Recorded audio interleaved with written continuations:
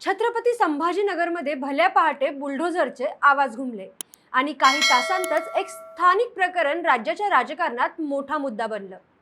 एका बाजूला धर्मांतर प्रकरणातील आरोपीला आश्रय दिल्याचा आरोप, दुसऱ्या बाजूला एमआयएमचा नगरसेवक आणि त्यानंतर थेट महापालिकेची बुलडोझर कारवाई। पण हा फक्त अवैध बांधकामाचा प्रश्न आहे का, की यामागे अजून मोठं राजकारण दडलंय? प्रशासन अचानक एवढं आक्रमक का झालं? आणि या संपूर्ण प्रकरणामुळे एमआयएम, इम्तियाज जलील आणि संभाजीनगरच्या राजकारणावर नेमका काय परिणाम होणार, जाणून घेऊयात आजच्या या सविस्तर विश्लेषणातून। नमस्कार, मी प्राची आणि आपण पाहत आहात त्याचं काय महाराष्ट्र। छत्रपती संभाजीनगरचे राजकारण गेल्या काही वर्षात सतत ध्रुवीकरणाच्या मुद्द्यांभोवती फिरताना दिसतंय। शहराचं नाव बदल असो, औरंगजेबाचा वाद असो, एमआयएमची वाढती ताकद असो किंवा मग हिंदुत्वाच्या राजकारणाचा प्रभाव, प्रत्येक वेळी छत्रपती संभाजीनगर महाराष्ट्राच्या राजकारणाच्या केंद्रस्थानी राहिलं। आणि आता पुन्हा एकदा शहरात असाच एक मुद्दा समोर आलाय, एमआयएमचे नगरसेवक अब्दुल मतीन पटेल आणि निदा खान प्रकरण। संपूर्ण प्रकरणाची सुरुवात होते ती नाशिकमधील कथित धर्मांतर आणि कॉर्पोरेट जिहाद प्रकरणापासून। या प्रकरणात आरोपी म्हणून समोर आलेलं नाव म्हणजे निदा खान। पोलीस तपास सुरू असतानाच ते फरार असल्याचं सांगितलं जात होतं, पण तपास यंत्रणांना माहिती मिळाली की निदा खान छत्रपती संभाजीनगरमध्ये लपली आहे आणि इथूनच मतीन पटेल यांचं नावही चर्चेत आलं। पोलीस तपासात असा आरोप समोर आला की निदा खानला नारेगाव भागातील एका घरात आश्रय देण्यात आला होता। हे घर एमआयएमचे नगरसेवक मतीन पटेल यांच्याशी संबंधित असल्याचं सांगितलंही गेलं। त्यानंतर पोलिसांनी चौकशी सुरू केली आणि प्रकरण थेट राजकीय वर्तुळात पोहोचलं, कारण हा फक्त एका आरोपीला आश्रय देण्याचा आरोप नव्हता, तर विरोधकांनी याला थेट संघटित नेटवर्क आणि राजकीय संरक्षण असा रंग देण्यास सुरुवात केली।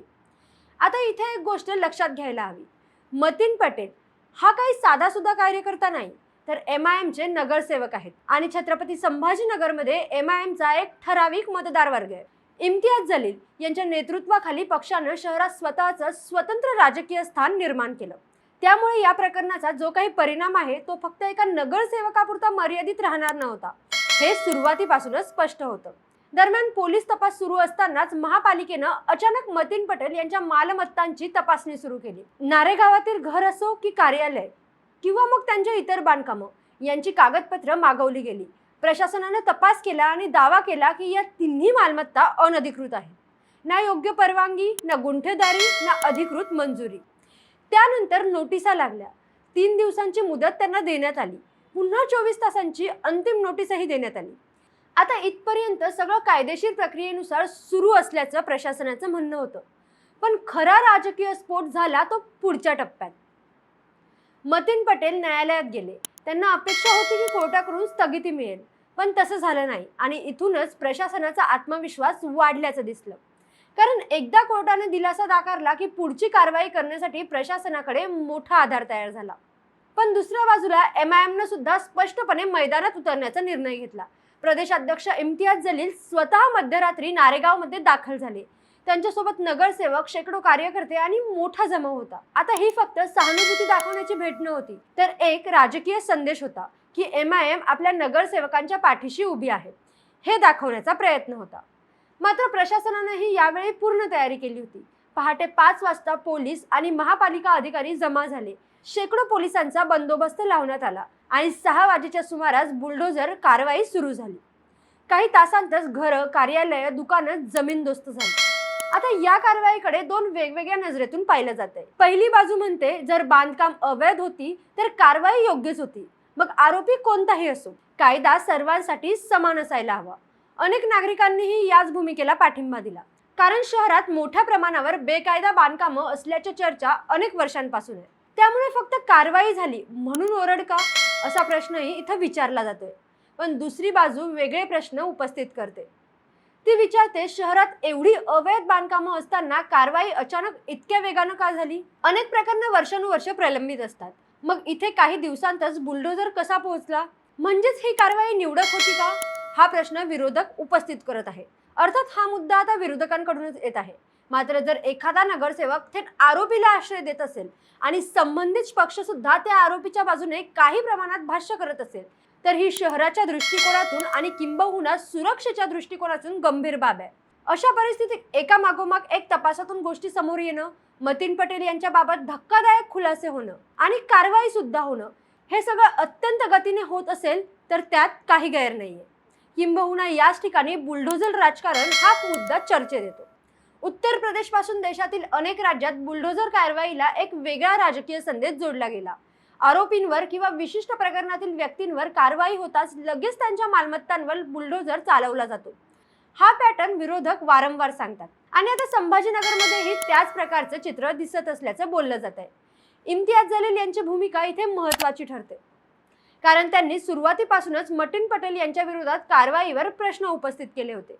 MIMचं म्हणणं असं आहे की जर शहरातील प्रत्येक अवैध बांधकामांवर अशीच कारवाई होणार असेल तर त्यांना आक्षेप नाही, पण निवडक लक्ष केले जात असेल तर प्रश्न उपस्थित होणारच. आणि खरं सांगायचं झालं तर हा मुद्दा आता केवळ कायदेशीर राहिलेला नाहीये, तर तो संपूर्ण राजकीय झालाय. यात आणखी एक महत्त्वाचा मुद्दा म्हणजे शहरातील वातावरण. छत्रपती संभाजीनगर हे आधीच संवेदनशील शहर मानलं जातं. धार्मिक आणि राजकीय ध्रुवीकरण इथे पटकन वाढतं. त्यामुळे निदा खान, धर्मांतर, MIM, बुलडोझर हे सगळे शब्द एकत्र आले की प्रकरण लगेच भावनिक आणि राजकीय बनतं. आता या प्रकरणाचा सर्वात मोठा परिणाम कोणावर होऊ शकतो तर तो MIM वर, कारण पक्षाला आता बचावात्मक भूमिका घ्यावी लागते. विरोधक आधीच MIM वर कट्टर राजकारण केल्याचा आरोप करत असतात. अशा वेळी या प्रकरणामुळे विरोधकांना आणखी मोठा मुद्दा मिळालाय.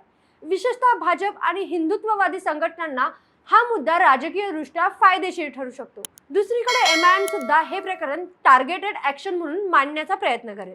म्हणजेच मुस्लिम नेतृत्वाला निवडकपणे लक्ष केलं जाते असा नरेटिव्ह उभा करण्याचा प्रयत्न नक्कीच होऊ शकतो. आणि इथेच हे प्रकरण आगामी स्थानिक राजकारणात मोठा मुद्दा बनू शकतो. आता हे राजकारण झालं, पण थर्ड पोल म्हणजे जनतेच्या नजरेतून आपण बघितलं तर इथे गुन्हेगार महत्वाचा आहे, ना की जातीय राजकारण किंवा इतर सर्व गोष्टी. गुन्हेगारानं गुन्हा केला असेल तर तो कुठल्याही जाती धर्माचा असो, त्याला योग्य तो सबक दिलाच जायला हवा.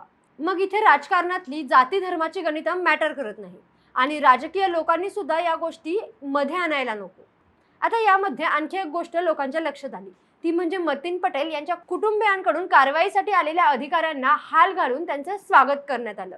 छोट्या मुलीने अधिकाऱ्यांना घटनेची प्रत देत सर्वांवर अशीच कारवाई करा अशी मागणीही केली.